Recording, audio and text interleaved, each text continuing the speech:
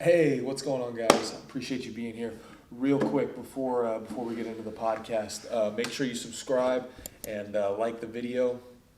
Also, if you guys want to win $100 or $100 gift card, or really whoever the winner is going to choose how they want the money. I'm not going to be too picky about that. But if you want to win a $100 gift card, the first 100 subscribers that share this video, so all you have to do is take a screenshot of the video, make sure you can see the channel name, and tag me on Instagram. So post it, tag me on Instagram, post it on your story, tag me on Instagram at Barbell Robertson. And then the first 100 people that do that, I'm going to put in a hat. And next Saturday, the 22nd, I will be drawing the winner of that, and I will let you guys know on my Instagram. So I think that's it. I don't think I have any more announcements. So guys, without further ado, here's Colby Covington.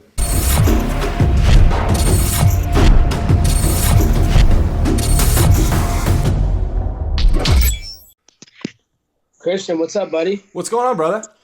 How you doing? Good. How's your day going? Oh, it's going good, man. Just left the gym, got some boxing rounds in, feeling good. How's your day going? Pretty good, man. Worked a little bit last night and then just rested a little bit today. Got some Dutch Bros. Okay. Dutch Bros is nice. They have some cute girls working there? Yeah, I always feel a little weird talking to the girls at Dutch Bros just because it's like you never know how they really feel. They're all they're forced to be nice, that's what they get paid for. That's very true. You make a valid point. But you probably enjoy that. You hang around like strippers and stuff a lot, so you get it. Whoa, what are you trying to say? I don't hang out with strippers. Man, it doesn't. I get regular girls, man. Man, what type of narrative are you trying to run right now? Me? You're the one that's showing that narrative on Instagram. Yeah, but who says those are strippers? Oh, those are just your friends? Those are just regular girls. Yeah, my side chicks. My side chicks. Oh, that's funny, man. No, man. So how's everything going? It's been. You've been a little radio silent. I think you've done 2 interviews in the last month and a half. Yeah, pretty much, man. Haven't been doing too much on the media front. In this sport, you got to really take time to enjoy your life and take some time off. And I wanted to let everybody know that, especially the UFC, it's a message to them that they're on my time. I'm not snapping. I'm not doing things when they tell me to snap my fingers. When they say jump, I'm not saying how high. I'm saying, hey, you're going to be on my time.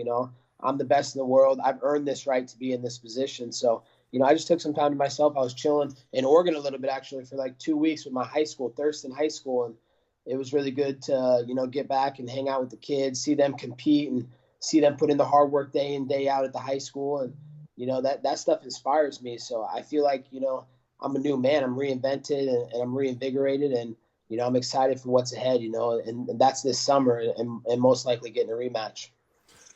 So is that, you think that's next for you? You think Kamaru's what they're working towards right now? Yeah, absolutely. There's so much controversy in the fight that it doesn't make sense to not do it again because, just all the momentum swings in the fight. I kick him in the liver and he's ready to quit. And then he gets a 5-minute break to recover when he was about to fold up like a lawn chair. Yeah. And then, the eye poke, he takes another 5 minutes. It's a momentum change. And then obviously the stoppage is complete horseshit. I was completely coherent. I was intelligently defending myself. I fight to go kill or be killed. And if you don't kill me, then I'm still in the fight. And especially when I'm up on the scorecards, 3-1 in the 5th round with, 40 seconds left in the championship. So Mark Goddard's a fucking clown. The guy sucks at reffing, and he should honestly never ref another UFC fight ever again. And that's that. So, I want my rematch, and I don't want to have to fight 2 guys in my rematch next time because my last fight when I fought Marty Fake Newsman, I was fighting 2 guys. I was fighting the ref and Marty Fake Newsman. Next time, it's going to be mano a mano, me versus Marty Fake Newsman, and I promise you it's going to be a completely different fight. So you talk about like it being a completely different fight. Is there a game plan that you tried to execute in that fight that maybe didn't go your way? Because you both kind of shied away from the wrestling. I've watched the fight a couple times. I don't think there was any takedown attempts. Is that something you think you would change in the rematch? Is that something that you want to do a little bit differently or maybe change up? Yeah, absolutely. I'd switch it up next time. I just was getting the better of the hands. I was winning the striking exchanges. I was catching him. I wobbled him on his feet Yeah. probably 3 or 4 times, and I wasn't able to finish, but I was close to finishing him multiple times until he switched the momentum and took breaks. But besides that, I was winning all the rounds on the feet, so I didn't feel like I needed to wrestle. But if we fought again, I'd definitely make him, get into some wrestling exchanges, make him fill those arms up with blood, so he's got all that lactic acid in his arms, and it would just slow him down. I know it would, and I know I have bigger heart and better scrambles in the wrestling department. There's a reason he's a D2 scrub, and I was a D1 All-American. So, next time it's going to be a completely different fight. And dude, people don't even realize, man. Like, I'm not making excuses. Like you wrestle for Oregon State, so like we're kind of like a family. It's a little bit different dynamic, like talking to you, but I haven't really told anybody, but like the UFC was preparing meals for me all fight week, and like I ended up getting really sick off one of their meals. I think they didn't cook the chicken very good, and I got food poisoning like 2 nights before the fight. I'm puking like 30 times, like literally 30 times, and I was like, "Fuck!" I told my manager, I was like, "Dan Lambert, man, I'm gonna have to pull out of the fight, man." He's like, "No, you can't pull out. You can't. You're the main event. You can't ruin this for the UFC. You just need to go through with it." And I just ended up going through with it, but I didn't feel my best. So, that kind of played into the decision not to wrestle because I didn't feel strong. I didn't feel like, my typical, like 100%, I'm ready to go. Like, we're going to get into a fight, it's like I was holding back a little bit because I knew, I was puking, my liver, my intestines were all messed up, and I wasn't at full strength. And so what I'm trying to say is that I was at my worst day and Marty Fake Newsman was on his best day and I still beat him. And so you can imagine what's going to happen in the rematch when I'm at my best and he's at whatever level he's at. And I'm not fighting against two guys. It's going to be a completely different outcome. Yeah. No, and I don't think that sounds, I don't think that's making excuses at all. If anybody can say that, it's you, because I think you are renowned as the guy that puts on the pace. Like, everybody knows, like, if you want to look at somebody that has cardio in the UFC, it's Colby Covington. You are the guy.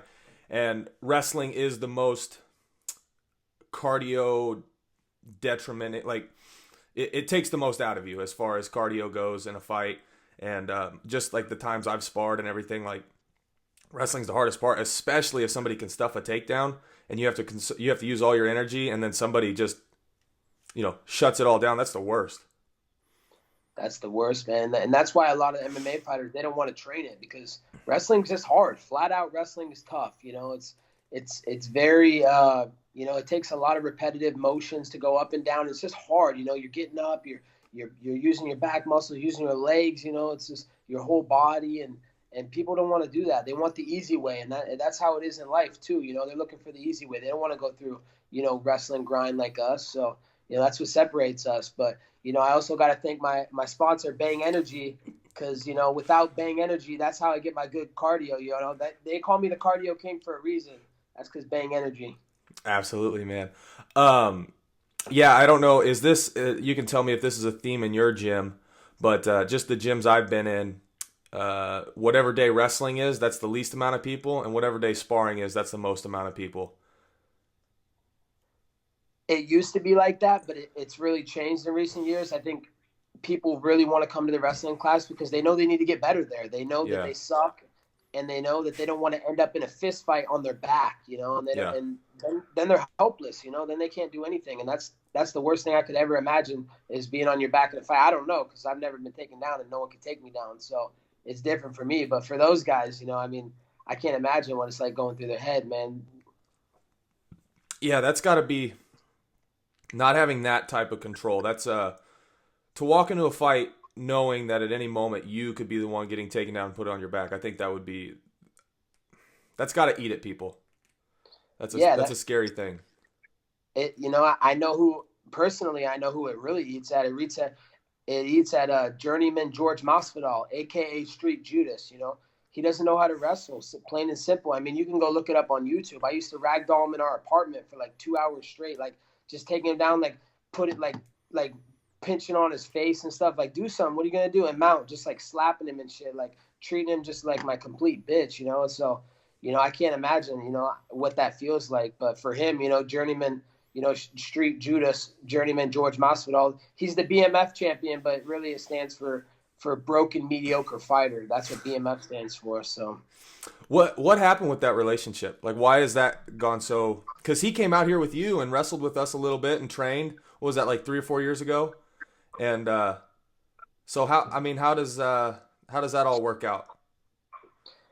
yeah, the relationship changed. Obviously, I brought him out to Oregon State. I considered him family. He was a brother of mine, and we lived together for a year and a half. So, I brought him into Oregon State to get help to work on his wrestling, and he got a lot better from it. But, that relationship really broke up when I passed him up, and I was doing better than him. I won a world title. He's never won a world title, and that made him jealous, and he wanted to distance himself from me, but he did it in the wrong way. He was kind of throwing shade at me in interviews. I'm like, okay, I'm not going to let you throw shade at me, and I'm not going to say something back, dude. Like, I mean, we know what's happened in training. Like, don't act like you're this hardcore badass fighter. He keeps saying, like, in interviews, oh, when I'm seeing him, blah, blah, blah, blah.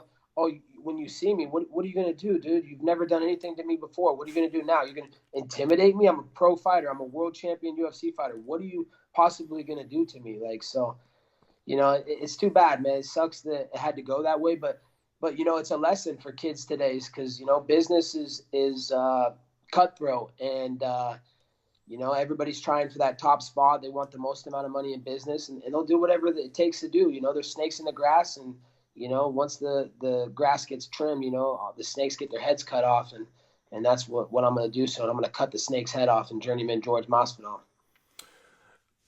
Now, are they trying to make him? Are they trying to get him to fight Kamaru, or do you think that's going to happen? How do you feel like that whole thing is going to shake out? To be honest, I think that thing is going to shake out. Like, they were trying to make that fight, but I think that George is going to ask for too much money. He thinks he's worth more than he is, and if you look at his record, he's 5-5 in his last 10 fights, or maybe 6-5 now, because and he's like 3-3 in his last 6 fights. I mean, he's an average middle of the road fighter. He's really not worth that much, but he thinks he's worth a lot because, he had lightning in a bottle. He has some hype on him. So he's going to try and capitalize off the hype. And to be honest, he's probably going to price himself out because he wants to fight Conor McGregor. He doesn't want to fight me, or he doesn't want to fight Marty Fake Newsman, guys that are wrestlers that can expose him, So I don't think they're going to fight. And I think I'm going to get my rematch this summer in July, International Fight Week, for the UFC welterweight world title. And that's going to be that. I'm going to, it's going to be a completely different story, dude. It's just a completely different outcome. I'm going to be, firing on all cylinders. It's not going to be a guy that's, puking 2 days before, a guy that's fighting the ref and the fighter, a guy it's going to be equal fucking playing field. And it's going to be a different story because, I know what I need to work on. I know the things that, the corrections that need to be made and the adjustments. And there's just so much improvement and growth to be made. And, that happens every single day. Only at American Top Team, the world's best MMA gym, Christian. We got one out here in Oregon now, baby. No way. That's where Chael and I train. ATT. Oh, okay. Yeah. Awesome. Man. I know Uncle Chael. He was just on the podcast about a month ago. So. Okay, when you see him, you got to tell him I said, "What up, man? Love my Uncle Chael." Protecting the mean streets of fucking Westland, Oregon. I feel you, brother. Oh shoot, where was I? Oh, did you Oh, do you see George in the gym ever? Is it George or Jorge? You would know. I don't. I hear it go both ways. To be honest, I don't know what it is. He likes to go by George. He thinks that when people call him Jorge, it sounds too Spanish, and he doesn't want to identify with his Spanish language for some weird reason. So, yeah, it's George. And do you guys see each other in the gym? How does that work out? Because he's still at ATT, isn't he? Yeah, he's still at ATT, and I see him occasionally. He's there, and sometimes he'll scream and he'll shout, but he'll only do it when coaches are around and he knows we're going to get separated, man. He's not going to do it when we're face to face and it's one-on-one, man. I mean, you wouldn't do it either if you're talking about going up against the best fighter in the world. Yeah, it's like, have you ever seen that video of the dogs that are barking at the fence, like at each other, and then the fence just starts going and they try to stay behind the fence? Same thing. Same situation. Same exact situation. I mean, he's yelling from all the way across the gym.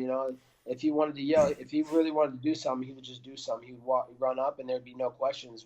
We would handle it. But I'm a professional, man. I would never mess with my gym, American Top Team. Those are sacred grounds, dude. The owner of American Top Team, my agent Dan Lambert. I mean, the guy's a wizard. He's the godfather of MMA. I mean, everybody knows the guy. He should have bought the UFC back in the day, but he passed on it because he just wanted to have a team and he didn't want there to be a conflict of interest because he just loves fighting and he loves having guys that represent his team that he can go to the fights, you know. And I take a lot of pride in defending Dan Lambert's honor. And, you know, I would never mess with his gym or do anything inside of it. You know, I'm a businessman, man. I fight for business, man. This is something that changed my life, man. I got into this from wrestling, from Oregon State, obviously, to change my life and better my family's life. And, you know, I'm not going to do anything to jeopardize that. We fight for a living, man. We're professional cage fighters. If these guys want to fight, man, we can fight in the cage. Like, Yeah. why don't these guys want to fight in the cage and get paid for it? Like, you see where the logic is with these guys these days? So with all that, you know, obviously you started with wrestling. How is your, just being a professional, how is your like mindset on fighting shifted? Like, you do have to be cautious because if you get in a fight, like if you're at a party and somebody starts talking, like if you're in college, it's a little different than you being a world champion, how you handle that situation, or is it the same? Yeah, it's a little different, you Because know. we still have pride. I mean, there's still, and people say some things, and Yeah, I have pride, but dude, I have such good control of my body, control of my mind, and that's what's important in fighting is you need very good control of your mind. And you know, I'm able to not let situations like that affect me. I no sell it. They call it it's a pro wrestling term. Have you ever heard the term no sell? yeah, Yeah, it's you know, you got to no sell it, man, because nothing good's going to come out of it. Either one, you're going to end up in jail with a big old charge because first off, you're a wrestler and that's assault with a deadly weapon.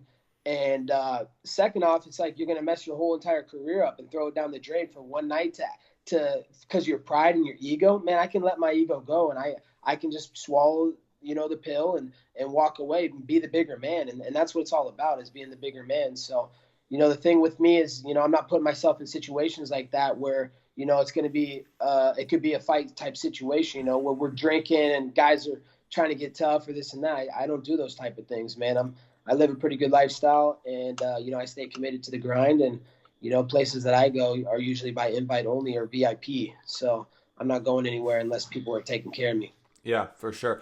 So like growing up and stuff, did you ever get in any fights or anything? Has that been like you were always like kind of interested in MMA and like wrestling was like an outlet to get some of that out of the way, or was it just like, no, MMA is what I want to do next, but don't have any experience?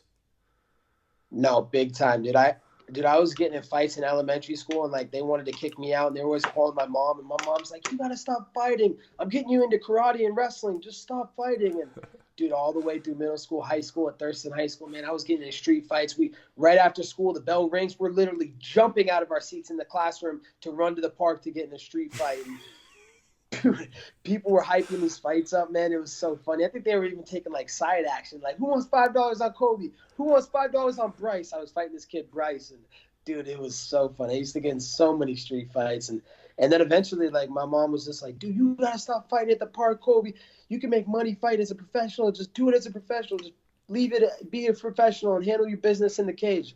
And then that's when I started training MMA along with wrestling when I was in high school, and at college I was still training jiu-jitsu and boxing. And I knew as soon as I was done with college I wanted to go into MMA because as a wrestler, man, there's no money to be made. Yeah, Like unless you're one in a billion, dude. Like yeah, you know, it doesn't happen. There's no you can't monetize off it. So yeah, you know, I knew honestly my style of like wrestling translated better to MMA anyways. You know, I was, you know, a guy that could push a pace. I was a guy that, you know, liked to be flashy. I was a guy that you know, was an athlete and athletic. So, you know, my skill set translated really good to MMA. And I'm just a fighter in that inside. I love to fight. I yeah. enjoy it. The adrenaline rush of it is so much fun. And yeah, I just went right into MMA after college. American Top Team recruited me down. Dan Lambert, dude, he gave me a fucking house to live in and food money. So like coming out of college, you know, as a broke, you know, college student with student debt, you know, it's like, oh, I get a free place to live and free food money. All I have to do is focus on training. It was just the easy transition, and the rest is history. Now we're going to leave our legacy. Yeah, that's awesome, man. Um, Speaking of no selling, what do you think of Michael Chiesa's call out towards you? Who is she? Michelle? Never heard of her. somebody wrote it on my notes for me, my producer. So I thought I'd ask about it. But what advice would you? Okay, so somebody going, out of college, maybe not knowing what to do, and they want to do MMA. How did you go about that? What did you do during college, and like what advice would you give somebody that wants to like go down that route as a wrestler or any type of specialty? I would say the most important thing is to find a very good gym where you mesh with the coaches and the training partners, because, that's the single most important thing, is finding a gym where you can grow and you can evolve into a good fighter and you can have a good career out of it, make a lot of money and set yourself up for forever. So, I'd say the first important thing is find a good gym where you can call it home, and that's where you're going to make your career.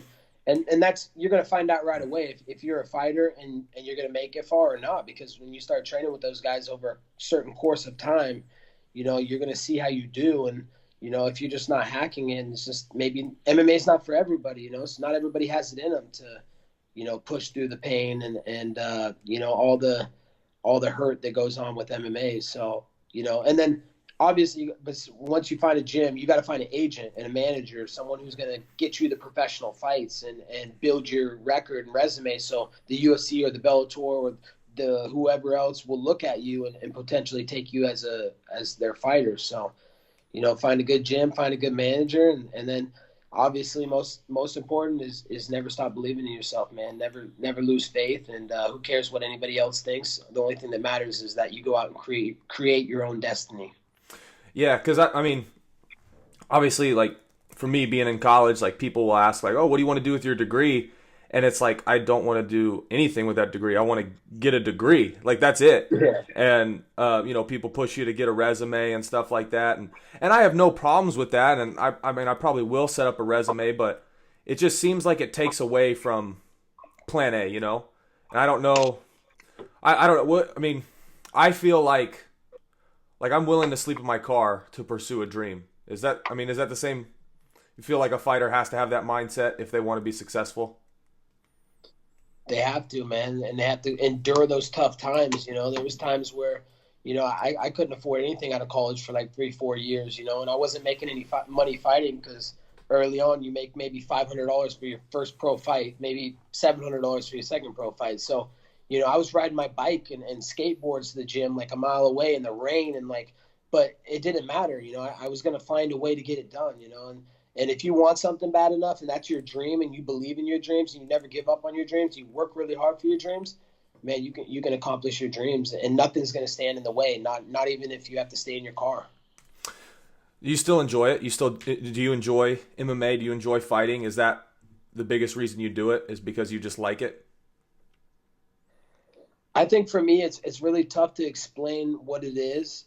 I think it's just something kind of that's inside of me. It's a passion that I'm passionate about. I love to compete, and I'm the ultimate competitor. So, I don't know if I love it. I can't say I don't know if I do love it, because it's just, dude, it's such a political game. There's so much bullshit that goes on behind the scenes that nobody knows about, and it's just like it takes your love away from it. It's like something that I just wanted to do for love, like in wrestling. We showed up at tournaments and we put it all on the line and this and that. It was just for glory, personal glory. But now it's like there's so much money on the line. It's just it's very political, and people and the companies are playing favorites, and it's corrupt, man. Look at my last fight, dude. I had to deal with so much bullshit calls, and it takes the love away from it. But you keep doing it because you're passionate about it, and you're not going to let anybody tell you otherwise. Yeah, and you're pretty known for being an entertainer. Do you think that is how it should be? Do you like that it's set up that way? I mean, you just talked about politics, but that the entertainers get the the big fights, or do you think it should be like every other sport, the competitors that show up that are most deserving get it?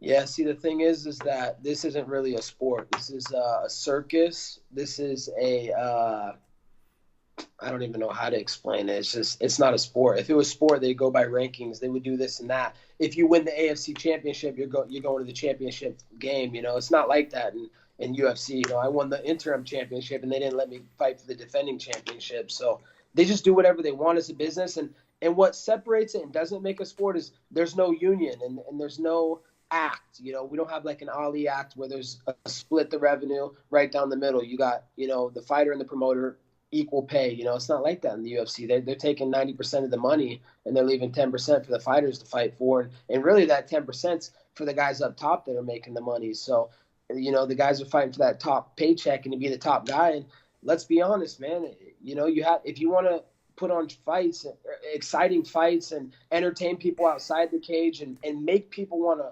interested in you and want to watch you because you have a personality, then, you're going to get more money. People are disinterested in some people and they don't want to watch those people fight. And if you don't get people interested in you, whether they love you or hate you, because it's the same thing.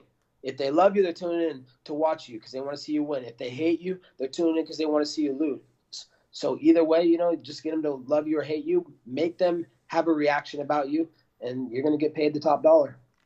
Yeah, I love your story because you talked about it on Candace Owens, and I think one more podcast. But you just talked about where your career was and how everything was going, and I feel like a lot of fighters, they complain about that situation. They'll say, "Well, the UFC is not promoting me," or whatever, and I just feel like there's not a lot of action taken. Like if you want to be promoted, like promote yourself, like take the initiative, and I feel like obviously I don't necessarily agree with everything you've said or done, but you took a stand and you said, no, I'm not going to complain about people not promoting me. I'm going to do my thing and I'm going to be marketable and promotable.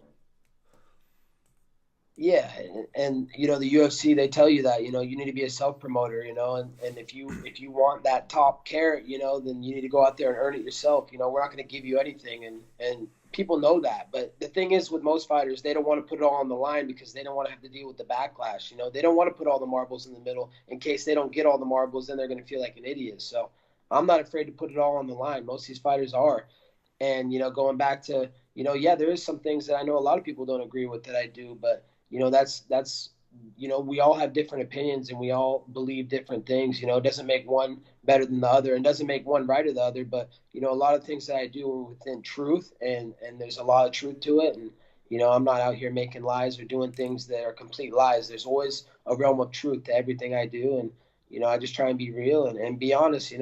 I'm doing this for business, man. This is marketing and promotion. And if people don't understand the show business side of that, that's their problem, not mine. Now, did you think when you went down that route, like the MAGA route and supporting Trump and going to the extreme with that, did you think it was going to lead to everything it has led to? Like, did you foresee this? Did you think, good and bad, like the backlash and then obviously the relationship you now have with the Trumps? I knew that there was a possibility.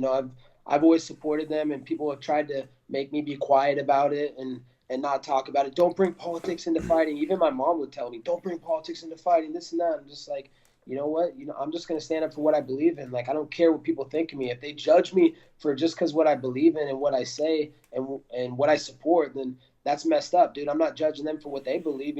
I believe that everybody is entitled to their own opinion and just because you believe your opinion, I'm not going to judge you for that. We can agree to disagree on that topic and still talk about something else. But people get so in their feelings about me supporting the president and supporting, the MAGA movement that, they can't get past that. And they're in their feelings. And, it's just they need to stop being snowflakes.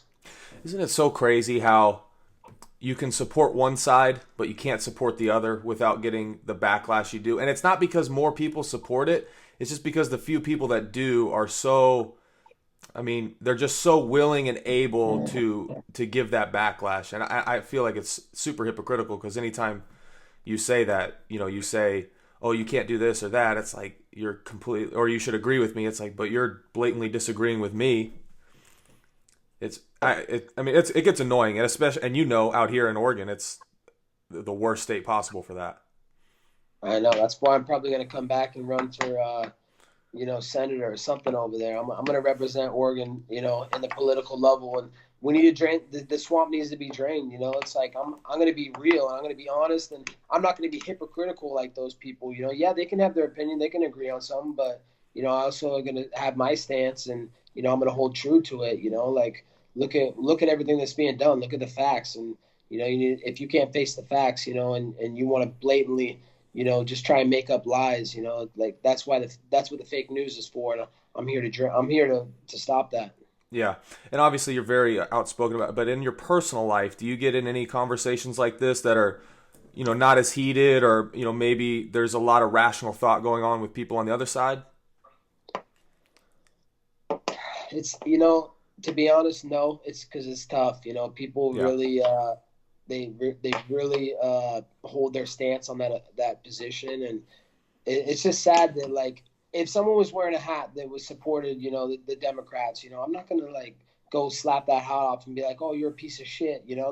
That's what people do to me. Like I wear the hat like in downtown Manhattan for like media days before my fights, and people are trying to slap my hat off, say that fucking hat's disgusting. It's a symbol of hate. I'm like, Crazy. what? Symbol of hate, dude. It's a symbol of unity. It's a symbol of love, man. It's a symbol of winning, and our country's doing better than it's ever done. Like, look at the facts, man. You want to look at little tiny things, and they don't really ever have facts to support any of the evidence that they try and opinionate on. But they're in their feelings, and that's what it goes back to.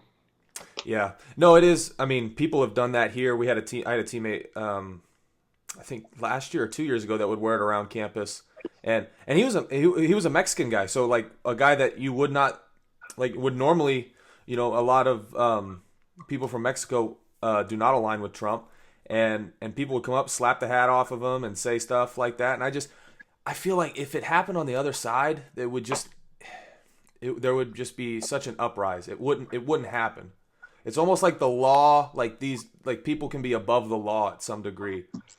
And Exactly. It's like, dude, man, there's laws in place for a reason. Like, stop. Like, you're not allowed to invade my space and touch me. Like, that's assault. You can't just come up to me and assault me in the streets. Like, I'm a professional fighter. I'm a cage fighter. Like, these are lethal Bugatti hands. I can't just go up to someone and put these hands on anybody because they have a different opinion than me. yeah, No, that's not right. But that's you never see. Like, you see the Antifa doing that type of shit in downtown Portland and all over the place, and you'll never see that from the Republican side, because there's just a little bit more class there. yeah, no. I mean, if somebody, I mean, rule one, if somebody gets in your space in an aggressive way, I mean, you have to defend yourself in that situation. And it's just so crazy because I feel like somehow, some way, like let's say I walked around with a MAGA hat on and somebody came up in my bubble and tried to slap it off. If I hit that person, 100% of my rights to do that. They've come at me, approached me, and I feel like it wouldn't go over well for me. I feel like it's never going to end good for someone that is, a trained killer, dude. You've trained wrestling for a long time. You wrestled at the Division I level. Like, yeah. Not that's lethal weapon status. Like, you're a trained killer. You trained to know how to kill people. So, I mean, imagine you double someone in the streets, drop them on their head, they're dead, So, yeah. That goes back to the control and not letting them get to you, and no selling them, but yeah, if they get in your space, you got to defend yourself. You can't, but it's never going to go over well. You're right. Yeah. Is there a line, like for you, like, I mean, you've obviously said some pretty crazy things. Is there a line that you're not going to cross or won't cross? I don't feel like I've said anything that crazy. I mean, I'll never cross the religion line. I'll never cross, Like the racial line. Kids, I'll never ever say one thing racist in my life. It'll never happen. I have so many friends of different ethnic backgrounds that no one could ever even judge me or try and say that I'm racist. So why? What do you think that I've said that's controversial? Well, I think the Brazil thing after the Maya fight was definitely that's I think where most people got up in arms. But But let's look at the facts. Yeah. Let's look at what happened. I'm walking out to a cage, and the Brazil fans are spitting on me. They're saying, I'm going to fuck your mother. You will die. That's their famous chant. They always saying, you vai more, you will die. So they're screaming at me, spitting on me, throwing their cups at me, grabbing my American flag out of the stands, which I love my American flag. Like, my grandfather served our country. I have a bunch of friends in the Army Rangers that serve our country and put their lives on the line. So that flag, I take that serious. And then they're yelling in the fight stupid things. It's like, dude, if you're going to dish it, you better be able to take it. Like, I gave it back to you. I didn't say anything out of line. I called them filthy animals. Oh, last time I checked, filthy animals was a great quote from the greatest movie of all time for the Christmas movies, Home Alone 2. And if you can't, if just because I'm calling you a filthy animal, what are you talking about? Brazil's not a. They're trying to say I'm racist for calling Brazilians filthy animals. Brazil's not a race. Brazil is a country, and that's not a racist thing. It's just me joking with you, and that's what show business is. And I gave them a show, man. Whether they want to say that they loved it or hated it, if they hated it, I gave them an outlet so their miserable lives they could vent some frustrations out and try and scream at me and say I'm the root of all this and that. But I gave them an emotion, and even the people that hate it, they're my fans, and they actually loved it. That's why they embraced me like a king when I left the arena, and they all 20,000 packed to throw their $5 hot dogs and $5 Pepsis at me when I was walking out of the arena. And let's be honest, it's a third world country, so to give up those $5 hot dogs and $5 Pepsis, man, was a serious honor. So, as the king of Brazil and America's champion, I just want to say thank you. I think it's crazy too because we just talked about this, but can you imagine if a Brazilian walked into an American stadium and people were yelling at him, saying things like filthy and tearing their Brazilian flag? That would never happen. But people will always talk about, oh, America's racist and discriminatory, and it just shows how privileged we are in America because these are issues that we are the top dogs in freedom. But for some reason, so many people are saying that we have zero freedoms. And that is a clear-cut example right there. Is how people treated you in Brazil. That would never happen in America. Never. But, that's why we're the land of the free, and freedom of speech, freedom of opinion, and it's people are trying to take those rights away. They're trying to take our guns away. They're trying to do all these stupid things. And, it's they need to stop having a double standard. That's what it comes down to, is them, believing that there's a double standard. And, these are also the same people that cheat on their taxes, cheat on their wife, do stupid things. And they want to be the ones to make the laws and tell people what they should do. It's just so funny.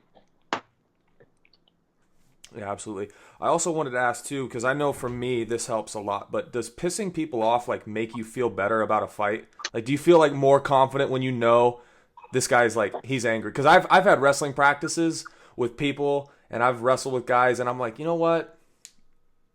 And maybe somebody's in your head a little bit, or you're facing that fear in a way, and it's pissing this person off is going to make me feel good about today. Absolutely, man. I remember when I would piss guys off, in practice or in matches in college, and you could see when guys get emotional and they start wrestling emotional, they don't think rationally, they don't make good, smart wrestling decisions and techniques, and they just throw everything out the window, and then usually they end up gassing too. So, when you can really understand the psychology and be able to get inside someone's head, there's an art to that, and you're getting them off their game plan. They want to be fighting focused, and when you get them in their feelings and you say something to piss them off, they're not going to fight focused. They're going to fight, trying to fight like a street brawl, and they're going to gas themselves out, and they're not going to fight smart. And so, if you can get into someone's head, that is a huge advantage, because, it just is. You have to understand it. I feel like for me, it almost takes from them and gives to me. Nerves go away. When you can just smile at somebody and look at them and say, yeah, you're about to be really upset with how this is going to go. Yeah. It's fun. It's a fun. It is. It's enjoyable. But so you've been doing that your whole career. It's nothing that just happened 3 years ago. It's a whole. Oh, for sure. Go ask Coach Zaleski. He'll tell you, man. Go ask Coach Troy Steiner, man. They'll all tell you what I used to do in the Oregon State wrestling, man. I get people so pissed. Man, guys would be hitting me in the back. There was a kid, I'm not going to say his name because he's not even worth talking about. There was a kid, man, I was beating him so bad in practice one day. I was in his head so deep that we went to Gatorade to get the Gatorade, in the middle of practice and take our little break and our water break. And I'm getting water, back turned to the mat. And he comes over and punches me in the back of the head. And I was like, what the fuck are you doing, dude? And this kid was so emotional. I was like, all right, let's fight, man. And then everybody held him back, and I didn't get to fight him, but I just kept beating his ass in wrestling the same day. But it's just when you get in someone's head, man, they're gonna think. They're not gonna think rationally, and they're gonna make mistakes, and they're gonna do things that they're gonna regret. And so it's very important to know how to be able to get inside someone's head. Yeah, you definitely can't fight angry for sure. Nah. You can't wrestle angry. You can't really. There's very few things that you can compete at the highest level doing anger. You have to be pretty calm. And I'd say, Yeah, I would say the only really thing that I could imagine that you could do angry that it's going to help, your performance is maybe, some work in the bedroom, with your lady. I think that's really the only place where angry should be had. And, in sports, angry is not to be had in sports. So tip to all the dudes out there, if you want to get angry in the bedroom, let her get in your head or some dude get in your head, just take it on your girl, give her an extra round. And especially since it's Valentine's Day, let's go with the theme, man. Make your girls happy again. oh my goodness, man. I don't know if you know this or not, but a lot of my viewers are Christians, and I'm going to have to put the big E next to this podcast for sure. But Hey, it is. they should. I'm Christian too. I believe in God. I love God, and all glory to God. But it's just this is Hey, man, this I deeper to it. I 100%. I told I intern at a church, and I said, if having if it's between having Colby Covington on and continuing my internship, I'm gonna go with the Colby Covington route, because I think that would be hypocritical, like to not have a conversation with somebody because of their status politically or what they believe, and I don't have to compromise my faith in any way. I don't, No, and I agree with most of the things that you say. Like that's the bottom line. And we can have a conversation about it. And people that don't like what I think, like we should be able to have a conversation about it. And I think people being able to see that you can have a conversation with somebody, even if you disagree with them, is very valuable.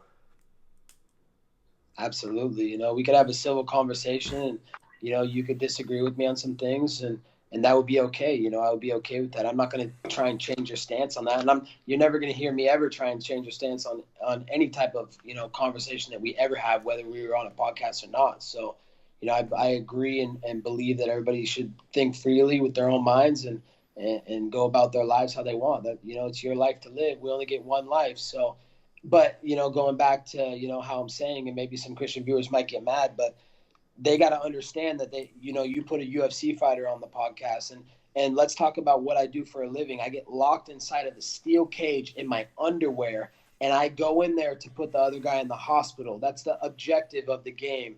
So it's a brutal game. You go in there to take each other's brain cells. You're going in there to blood, put the guy unconscious, leave him in a hospital, kill him. Literally, you want to go in there and kill him. It's literally, that's what you're supposed to do. Like, go in there and kill the guy. And so if people are offended by what I say, then I would recommend that they don't tune in to what I do, because, what I do is a violent sport, and we have to build fights, and there's character, there's things you have to do to sell these fights, and,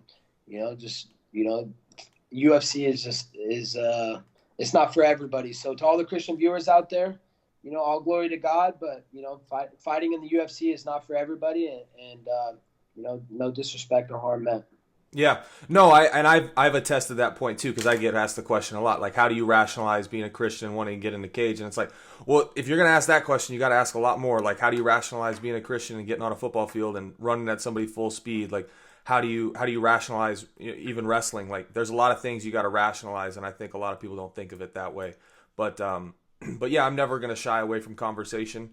And man, I appreciate you being on the show. Absolutely, bro. It was a good time. It was a pleasure to talk to you, and maybe I'll see you in Oregon one day. For sure, man. You'll man. Maybe we'll see each other in Vegas soon. That's true. We might just, man. I'll probably be there in a couple months. I don't know if I'll be headlining any UFC shows in a couple months, but definitely here in the near future, my man. So, hey, never stop believing, either one way or another. For sure. One last question, man. I want to ask you just to leave with everybody. What would you say your why is? Like, why do you continue doing what you do, and what do you want your legacy to be when you're done with it? Why do I do it?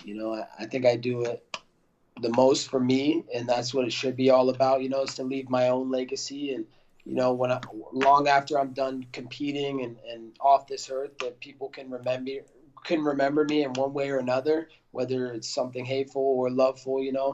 I just tried to put on a show for everybody out there, and I want to leave this career and know that I gave my all, and that I didn't hold anything back, and I made the sacrifices to be the best I could be. So I'm doing it for me, and I want to, obviously, my family. It's very important to I have a family name to uphold. My grandfather flew in the Korean and Vietnam War, and so I'm a big supporter of the troops, the Navy, the Army, the Air Force, the Marines. So, I also do it for them. Dude, that's probably my biggest inspiration is the troops. I fight for the troops and I fight for the Trumps, and I draw inspiration from them every day. I have talks with the Army. I go visit Army bases, go visit Navy ships, go visit, the Air Force and their jets. And, man, just seeing those guys, what they do for our country and what they put on the line, it makes fighting in the UFC seem like nothing. So thank you, the troops. Thank you, the Trumps. Christian, it's been a pleasure talking to you today. America's champ, the people's champ, Donald Trump's favorite fighter is signing out. Over and out, my brother. God bless, Colby. Have a good one, buddy. God bless.